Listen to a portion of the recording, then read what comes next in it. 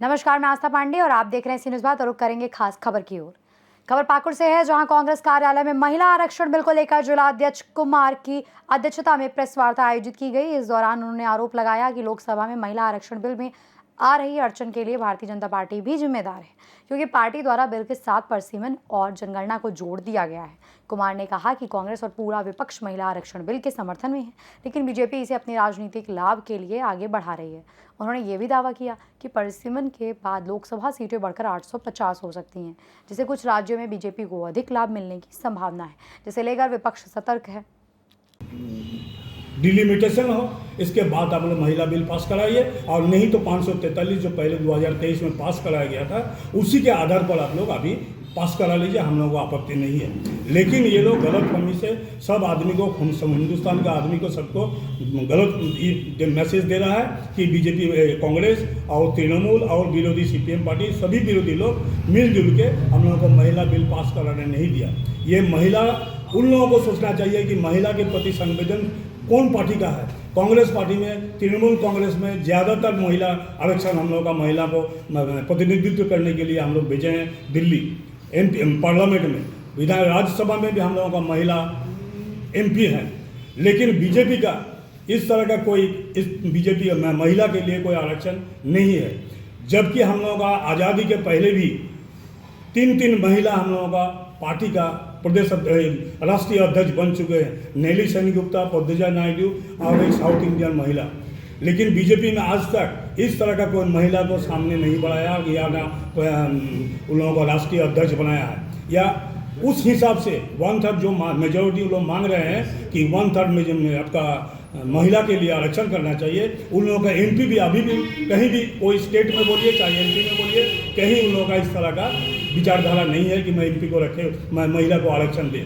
तो ये गलतफहमी है। हम लोग अभी भी चाहते हैं कि आप लोग 543 में 33% आप लोग आरक्षण कीजिए, पास कीजिए। हम लोग सर्वसम्मति, पश्चिम बंगाल में जो चुनाव है, तमिलनाडु में चुनाव है, ये स्टैंड है उसका, और वो अपना सोच रहा है कि जैसे होता नहीं है, बड़ा बड़ा बिजनेसमैन लोग कैसे करेंगे, अपना 7 पीढ़ी अगर वो बिजनेस में लागू रहे, बाकी सब बिजनेसमैन को एकदम पछाड़ देता है।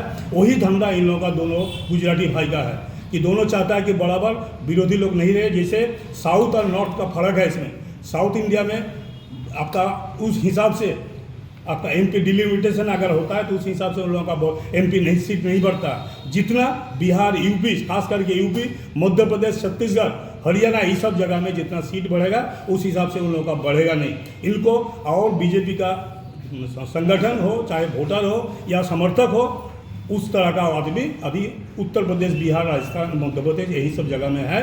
ये फायदा लेने के लिए ये कर रहे हैं।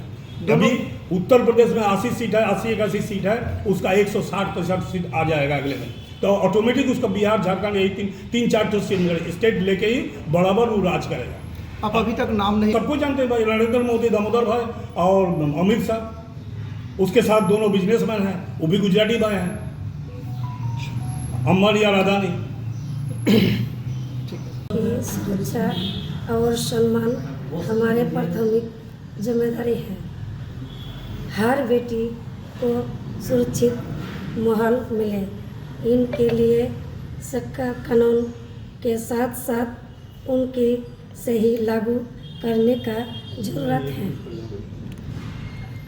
में जो पूरे भारत की महिलाएं हम लोग टकटकी लगाए बैठे थे कि महिला बिल पास होने से हम लोग को फ़ायदा मिलेगा, तो ऐसा कुछ हुआ नहीं और हम समर्थन करते हैं। हमको अच्छा लगेगा कि महिला बिल पास हो, बिल्कुल ये हमारे फेवर, ताकि महिलाएं भी ज़्यादा से ज़्यादा संख्या में हम लोग आगे बढ़ सके और भारत की राजनीति में हम लोग भी अपना परचम लहरा सके। और अभी जो राजनीति चल रहा है महिलाओं के लिए, जो परिसीमन की बात थी, मोदी जी मान लिया हम लोग को पार्टी, हमारे पार्टी को नहीं कर रहे हैं कि उन लोग विरोधी पार्टी समर्थन नहीं कर रहे हैं, ऐसी बात नहीं है। हम तो समर्थन करते हैं, हम महिला बिल का समर्थन करते हैं, हम स्वागत करते हैं, हम तो खुद चाह रहे हैं। लेकिन दूसरी बात ये है कि जो दिख रहा है अभी, मेरे हिसाब से जो दिख रहा है उसमें ये है कि ये बिल जो नहीं पास हुआ और उसमें जो भी रीजन है, परिसीमन नहीं है, बहुत सारी चीज़ें हैं इनमें, तो ये इस आधार पर हमको लग रहा है कि अब अमीर लोग ही राजनीति कर सकते हैं। हमारे गरीबों के लिए ये राजनीति हमारे पास नहीं हो सकता, हम नहीं कर पाएंगे, यही है। और दूसरी बात ये है कि सिर्फ महिलाएं को ही दोषी ठहरा देना, या फिर हमको लग रहा है कि मोदी जी इस पर राजनीति जो अभी चुनाव वगैरह है, बस इसी को मद्देनज़र वो बहुत तरह की बातें करते हैं, जैसे साहिबगंज पाकुड़ में वो अक्सर बोलते हैं बाहरी लोग, तो ये उनका स्टंट हो सकता है चुनावी दौर में। और हम दिल से स्वागत करते हैं महिला आरक्षण, 33% ही मिले, लेकिन मिले, और पार्टी हमारे ओर से इस बिल के लिए जो भी दिशा निर्देश है कि परिसीमन होने के बाद ही लेकिन बिल पास किया जाए। धन्यवाद। पाकुड़ से सी न्यूज़ संवाददाता पंकज की रिपोर्ट। इस खास खबर में बस इतना ही। बाकी देश और दुनिया की तमाम बड़ी खबरों के लिए बने रहिए सी न्यूज़ भारत के साथ।